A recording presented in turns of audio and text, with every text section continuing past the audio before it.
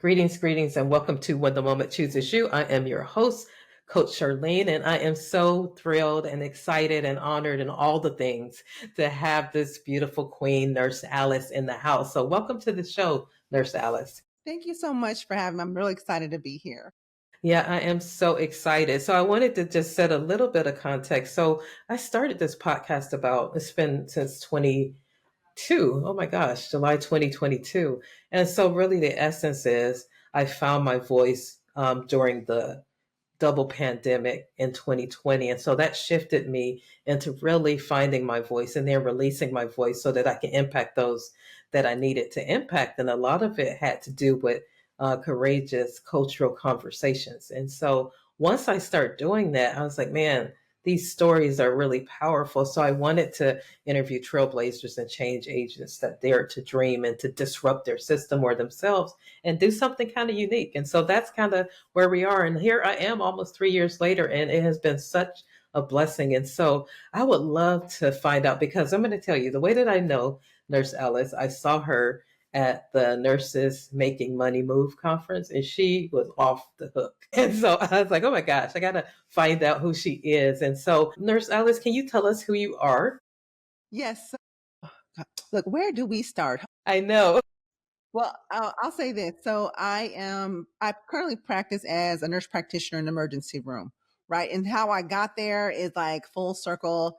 And I think just God's plan for me. But, I'm a mom, I'm a daughter, I'm a healthcare advocate, again, a nurse, but just someone overall who is passionate about educating the community, our health consumers, about the importance of health, what their rights and responsibilities are, because there's such a gap, a divide. There's so much mistrust in the community between patients and the public and healthcare providers, and it shouldn't be that way. So I try my best to like bridge the gap between those two, and it's actually that kind of community advocacy, health advocacy work that's kind of landed me in this other unique position that I'm in as an on-air TV medical correspondent, which I never planned to do on a million years, but the moment chose me, and that's how I landed here. But I love every minute of it. I get to authentically be who I am, where I'm from, and use that energy to inspire conversations around the globe to help people live happier and healthier lives. And I'm loving every moment of it. Well, I can tell. I mean, you're like all the way into your element, and you can see from how you just your presentations and just everything that you do. So, I want to tap into a little bit of. So, were you always this amazing and, doing your thing like you are? Like, what happened? What was your transition from nursing to where you are now? Right. Like my mom, my parents will tell me I've always been amazing, right? Yes, you have. But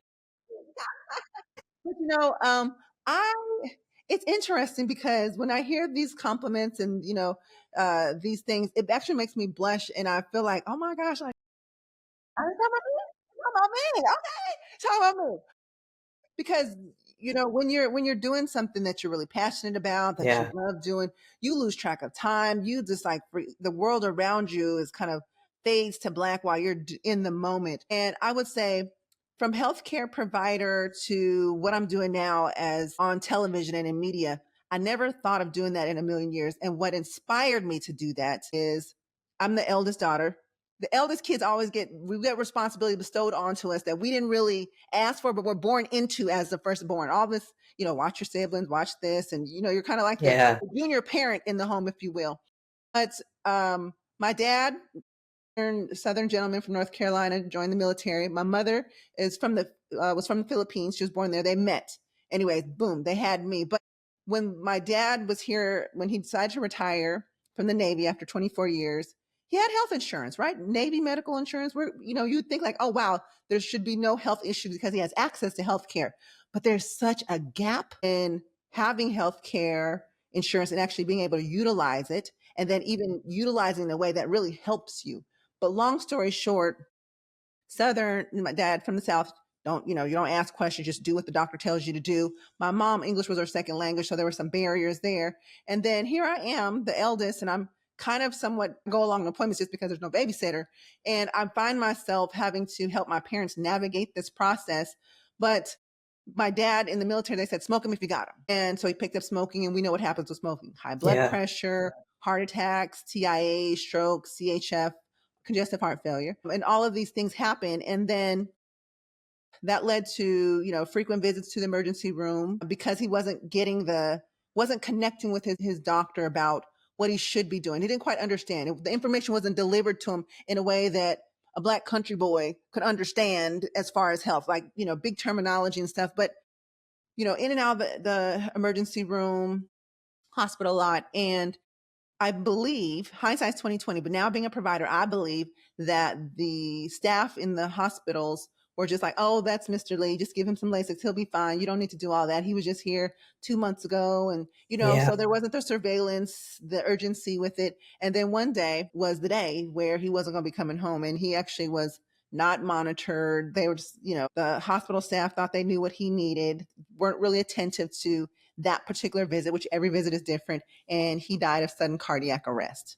Oh. And I wasn't even a nurse at that point, but I knew that was wrong. I knew it was wrong. And so that inspired me to become the best cardiac nurse in the world. So if you think of it, I think the story is Batman, when Batman's parents are killed, and he's like, I avenge to find out who did this and make it the world a better place. And so, not in an evil way, but in a constructive way, I said, I'm going to be the best cardiac nurse in the world. I'm going to make sure no other families have to endure something like this, that people are truly educated to what they need to do. And I also want to hold healthcare professionals responsible for treating every visit as if this is the first time they've seen the patient. So they leave no stone unturned.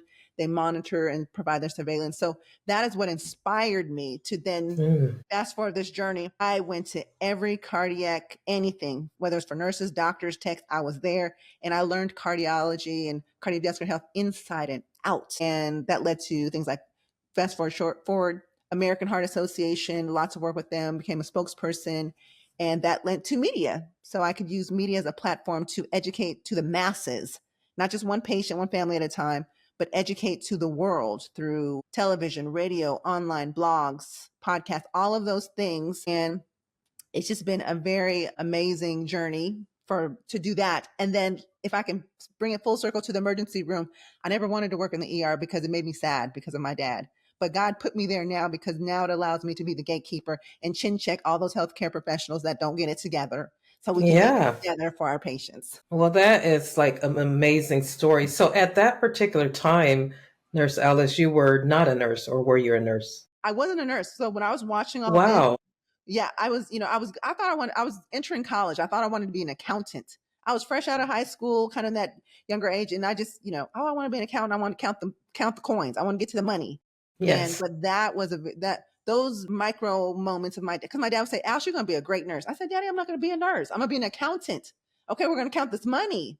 But those were all seeds planted. And he recognized early on that I was meant to be a nurse. And then when that happened, I said, you damn Skippy, I'm about to be a nurse. I'm about to be the best cardiac nurse in the world. And I'm going to learn everything so I can help people like my dad and other families who experience, and let's be honest, as people of color, we are not always treated fairly or provided the same resources or opportunities or treatments as some other folks are. And that's just not right.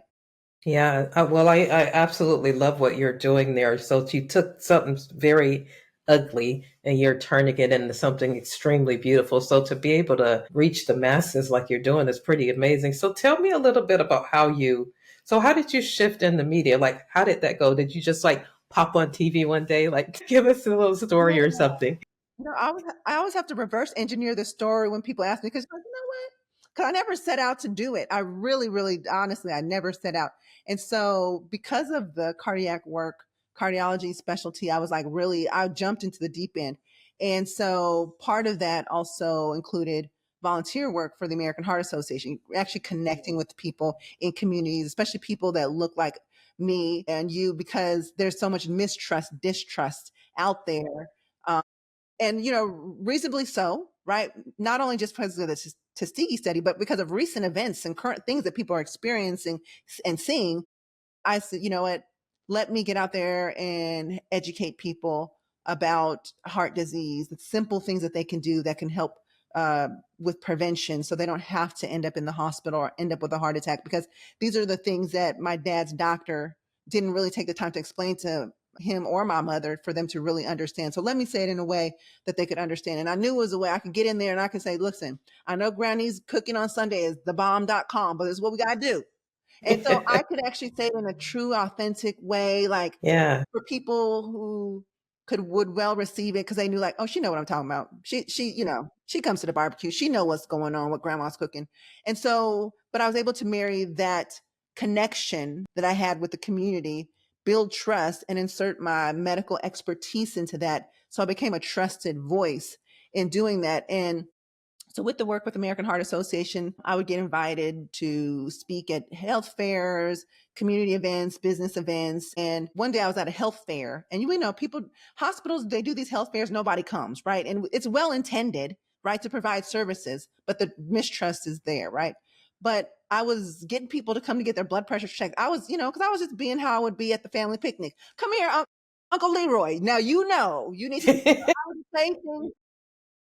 They come over, get their blood pressure checked, and we can have they let their guards down, talk about what they're really eating, what they're really doing, what they're not doing, and all of these things. I'm like, okay, this is what I need you to do. But someone from the PR team at American Heart Association was observing me, and they're like, hey, Alice, you seem really good with the people and engaging, and take some really complex things and make it digestible. People want to listen to you because people would come to the booth and stuff. They said, can you come on KJLH radio and talk about how to be heart healthy during the holidays? I said, sure. And so I did that. Went well. They later invited me back, say, can you talk about signs and symptoms of a stroke on KJLH radio? I said, sure, absolutely. Came back. I did that.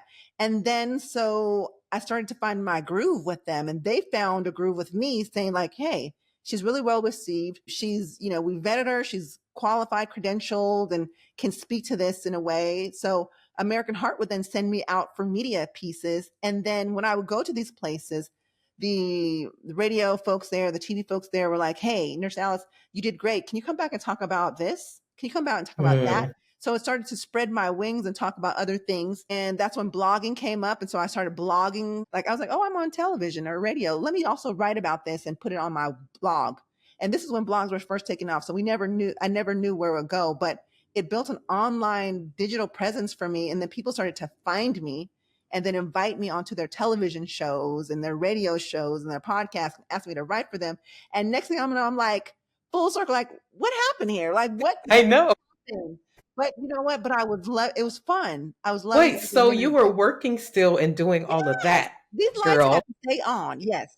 So first off, I love nursing, but it also keeps the bills on or keeps the lights on. So I was working and doing this. So this actually kind of became what I've coined my ministry, my health ministry to do this. And this was my advocacy work. And in the hospital, when you kind of needed time off, I was like, oh, I'm doing community service. Because I wasn't getting paid for media at the time because I was just doing these things. But long story short, and I kind of got coined. They're like, you know what? This is America's favorite nurse. And people started to kind of run with that. But listen, there's lots of great nurses out there. I'm not going to take that from everyone, but I just got to be known as that because I was being consistent and showing up in media. And they're like, oh, you're our favorite nurse because you make us help us understand. So that's kind of where that came from. And so it grew legs and started going. And then I went and took some journalism classes, some broadcast classes, and wanted to appreciate the journalism landscape. And I started doing television. People started finding me online and calling me in to Wow. do stuff. And that's how I really know it chose me, because I never set out to do this at all. Didn't even know I was doing it as I was. Well, and I love how like you just kind of look like one step after the other, and you're like in this whirlwind of awesomeness. So that's so amazing. So let's talk about any barriers. Like, did you experience any barriers, as you're going on your journey? Yes. So I will say this, as a nurse, there was this thing about, oh, we're going to have a doctor come on. Because I remember there was like a heart health topic. It was something about, maybe it was heart attacks or something. And they said, hey, Alice, because I was slated to do the segment. And they're like, you know what? Thank you so much for your time. But, we're going to have Dr. Manny's going to be doing the segment. I said, Dr. Manny, the OBGYN? I don't think so. I'm the gal for this topic. And I reminded them of my story and my expertise. And they were still kind of hesitant. I was like, listen, if you want someone who really knows this stuff, and no shade, but I will dance circles around Dr. Manny with cardiovascular health and what's going on in there. I'm really the person you want to deliver this. But I said it in a very respectful way. And then they let me do it. But that was an example of how, because I wasn't a doctor, that Yeah. I was, kind of trumped for television. And it did happen in other cases. Sometimes I didn't have the opportunity to kind of plead my case, if you will. But I experienced it, and I was like, okay. They're being chosen because of their title, but how can I better position myself in a way where it becomes undeniable that you want me? And so I always would lead with service. I would pitch topics. I learned how to produce a whole segment. So other than, hey, Alice, can you come on and talk about this? I would actually go out to producers like, hey, this is the new study. This is this. Here's an intro. Here's some questions for your anchors. Here's the answers. Here's a graphic you might want to use for it. So I literally would give them on a plate the whole segment. So, and I was consistent. I'd show up. I'd do the work. And again, I was led with service. And actually, there are some times where some of the anchors are like, "Hi, Dr. Benjamin," and I would let them go through the segment, but I would correct, like, thank you so much. I am a nurse. I am a clinical nurse specialist, but I think I just led with service. I just led with service, and then eventually I was recognized for my consistency and the quality of work that I did. And they always say that, like, someone could be super qualified, but if they're not consistent, or and I'm qualified, but I was consistent, and I'm Yeah. consistent and persistent, if you will. And so that kind of landed me there. But there was that. And then, if I dare say it, and this is actually kind of sad now, nursing has gotten better, but when I started to do this and I tried to, like, oh my gosh, nursing, American Nurse Association, or the clinical nurse specialist, look what I'm doing, fell on deaf ears. They're like, are you, you know, congratulations on your acting. I'm not acting. I'm not a model. I'm on here talking about health things, but it was not the thing to do. It was like, I don't know if your listeners will know, like Millie Vanilli, or Yes. what's his name? Ice Baby. I don't know what his name was, the rapper, but it was like I was treated like off brand. I was treated like I was like, why would she do that? And fast forward, that was like, I started that journey in time. Fast forward to now, everyone wants nurses in media. Like, that's a big Yes. campaign and a thing to do. So I was quite frankly a little disappointed with nursing initially, but I stayed true to what I was doing, because I knew that I was doing the right thing. And eventually it caught up and people saw the work, and I got finally, I didn't need the recognition, but it felt better when I was finally recognized by my profession for what the work that I'm doing. you know, it's like with technology, there's AI and all this stuff. Well, if we don't get on the AI or chat GPT train now, you're going to get left behind. Same with media. Yeah. I was using it then when all the physicians were doing it. And, nursing was a little slow to get there, but I wasn't. And at every moment, I always represented nurses, and I represented them well. I didn't let the viewers know the drama that's happening in the background. Yeah. Yeah, well, you know what? I think that's powerful because when that moment did choose you, I mean, it's not like things were going to be easy. You had to like stand alone sometimes, it sounds like, but your passion was so evident that it just kept on giving you that momentum. So I wonder, Nurse Alice, there's probably somebody out there that's stuck right now and really not sure how to move on. They may even be a nurse or a healthcare professional that's ready to shift into a different trajectory in their life because they're kind of lost hope or whatever in the profession, so to speak, or it's just time for you to do something different. So I'm wondering if you can give them some advice here on the podcast, because I do have a lot of listeners that they always send me in questions about, I'm stuck. I don't know really what to do. What can we do to help those particular people out? Well, one of the first things I'm going to say is be unapologetically authentic. Your story, your perspective, your voice, these are your superpowers. This is what makes you you. And so, just understand that not everybody's going to understand your dream or your vision, because it's not their dream, it's not their vision, but you see it very clearly. So don't be afraid to step out and walk in your superpower. I think that's very, very important. Sometimes people are like, well, I see so and so doing this, I better kind of do something like that. No, do what you are doing. Do, like, you might be the first, you might be the pioneer. You're going to teach other people, but truly unapologetically be authentic and do you. I also say embrace learning curves. So the path may not be linear. Mine definitely was not. And that's okay. Sometimes there's not a roadmap. Now, we love it when there's a roadmap, right? So then you feel like, okay, I'm on the right track. Sometimes that's not there. And so don't be afraid to seek mentors, take courses, allow yourself to go through the growth process. You're that caterpillar in the cocoon. It's going to look dark. You're going to be alone. It's going to be cold sometimes. Like, no one's on this island but me. But when you are ready and it's your time, you will bloom and you will bust out of that cocoon like a beautiful butterfly. And if I may say, when I did this, I had mentors when I went to look for people for help. It was actually like journalists. There were some journalists. There were some, actually, a lot of legal people, legal consultants that were on television. They actually took me under their wing. Now, while they didn't know healthcare, they still gave me some pointers and about the landscape and kind of walked me through things. So it's always helpful to have a mentor. And then the last thing I will say is don't wait for permission. If the Mm. moment chooses you, you need to step up and, play the part because you are here for a reason and this is your reason. So listen, do you want to make God upset? I don't. I am going to walk in my purpose. I'm going to put me here for a reason. And this, the world needs what I uniquely have to offer. So for those who are listening, you have something that is so special, so sacred, and that only you, there's nobody else that can deliver it like you. And if you don't share the world, share that gift with the world, it will be a disservice to mankind. And I want you to think that way because sometimes we don't think we're good enough. Like, well, I just need to do this before I need to. Don't wait. Don't wait. I want you to, take that idea and run with it, roll with it, execute. We all have great ideas, but you can't be the best kept secret. You need to move and get to execution on those ideas. Oh my God, that's so good. And it's funny that you say that because you can have someone with 30 years of expertise in something, say Mhm. nursing, and they still feel inadequate. They're like, I'm new It's, to this. You're not new to this. You have I know. years of experience. What you mean you're new to this? And Yeah. we had that conversation with someone last night. She's like, well, I'm writing this book, but who's going to listen? I said, you have 25 years of experience as a nurse leader and a nurse executive. What you mean they're not going to listen? You're not new to this. You might feel new. You might feel like you're new, but you have such expertise and knowledge that no one knows about. And you're going to give us this gift through your book. You're going to help people through your book. So please don't hold back at all. That is truly a gift that needs to be shared with the world.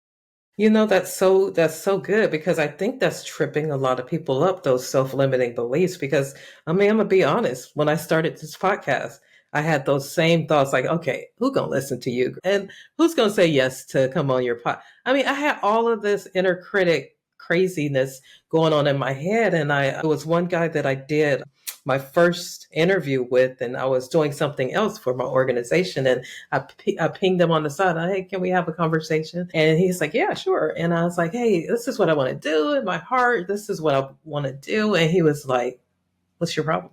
Just do it. And I was like, well, but he's like, just do it. You just have to do it. Just do it. And then when he said that on the heels of him saying, just do it, I said, can you be my first guest? There And you go. so I got the courage to ask because I think that was my struggle and asking because I didn't think they would say yes. And what if they didn't say yes? They just say no. And I keep asking. So I love what you did, but you mentored, you empowered, you spoke life into the person so that they can keep going. And I think that's kind of what you need on this journey. So, Nurse Ellis, can you tell us like some of the things that you're doing that could help the audience in case they want to reach out? Yes. So, oh my gosh, I almost feel like there's so many things that I want to share. But I'll just say this for anyone who's listening: if there's, I wear lots of hats, but if there's any hat that you feel like, you know what, I need her feather in my hat too. Please reach out to me. I'm always happy to mentor, answer questions because that's all we need. Sometimes you just need just a little bit of help, someone to just talk to. So I'll put my three main buckets out there is so I have asknursealice.com, which is a health and wellness consumer platform. We do education. So if you are a healthcare professional, a health advocate, and you're like, there's some important stories, because storytelling, people learn through storytelling. So, you can talk about a new research study, but if there's storytelling or an experience that you feel would be beneficial to general health consumer, please, I invite you to come to the website and contribute, write an article. Would love to share that platform. So I have asknursealice.com. Then I have for healthcare professionals and also healthcare companies or brands, if you're interested in learning how to use media to amplify your voice so you can get that important information out there, educate, do advocacy. Maybe you have a product or service that you want to kind of promote, but look at positioning yourself as a thought leader first, right? And then having the clients come to you. We also do multimedia production. So that's Media RX. And then I have Nurse Approved, which is a boutique continuing education company where we help nurses to continue their educational knowledge and grow in that way. So I have those three businesses. And listen, I also say this: it's not easy being an entrepreneur, let alone of one business, let alone try three. But I'm still building the plane as I fly it as well. So never feel like I'm not ready, I'm not ready. You need to build this plane as you fly it. Do not let perfection paralyze you. So Mm. those are the things I'm working on. But if you want to reach out to me, I'm Ask Nurse Alice on all social medias, and I do answer my DMs, and those type of things. Well, that is amazing. And she is amazing. I actually just joined one of them and I'm actually learning so much from you. So I appreciate you so much. I think I'm going to, you actually gave us some wisdom gems, but you know what? You're so loaded, girlfriend, that A lot. can I end it with you actually giving us three wisdom gems for the times that we're living in right now, Nurse Alice? What would be three wisdom gems for someone that wants to follow their heart, follow their dreams? Okay, three wisdom gems. Let's see, I have here. Listen to the whispers. So I want you to pay attention to that inner nudge, that feeling that won't go away, the thing that keeps you up at night. It's usually trying to guide you into your next level. So listen to the whispers. The second one would be act despite fear. So courage is not necessarily the absence of fear, it's the actions in the face of it. So I want you to stand fearlessly and know you're not alone in this journey. You actually probably have a great community and tribe around you, and they're here to support you. So don't be afraid. I want you to act, take action, even if no action is too small. Just even if you do one thing that you didn't do yesterday, that's acting. So I want you to get into that, act despite fear. And then the third gem, I would say, stay connected to your why. Because when challenges arise, you're going to question your purpose. You're going to like, what am I doing again? And so when you're very clear on what your purpose is, why you're doing this, it will anchor you in the mission so you won't abort it. And that is what's going to keep you going. Wow. Drop the mic, y'all. My God. So it has been such an honor and a treat to have you on the show. I'm going to put all of her links and things in there, you guys. But Nurse Alice, you are like totally the bomb.com. Although my kids said that's old, but You know whatever. what? Well, I still use it. What's the new one? What are they I don't know. I'll just have to ask yeah, them. they I just know. I said, "What is this?" They're like, "Mom, that's applause." I'm like, "Okay, Okay, like for real. I But know." yeah, but I'm so inspired by the work that you're doing. I never ever would have thought that I would be doing a podcast, I would be speaking in front of people, none of that because I was People the want to hear most, from you. huh? I said, Yeah, "People want to hear." Now, listen, Charlene. I know you're the host of this show, but let me just take over for 30 seconds here. take over. No, listen. Charlene has started doing these podcasts. She has these books, and there is so much gift within her. And I know you're probably experiencing some imposter syndrome, but you are so experienced. You have so much knowledge. You have so much life that you've experienced.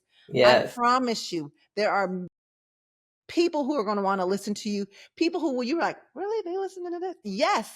Because if we all think about it, I mean, so much has happened in the world today. A lot of us can feel isolated or we're afraid to share what we're doing. Like, for example, certification. Some nurses are like, I'm going to take the certification test, but I'm not going to tell anyone when I take it because they're afraid. And so Yeah.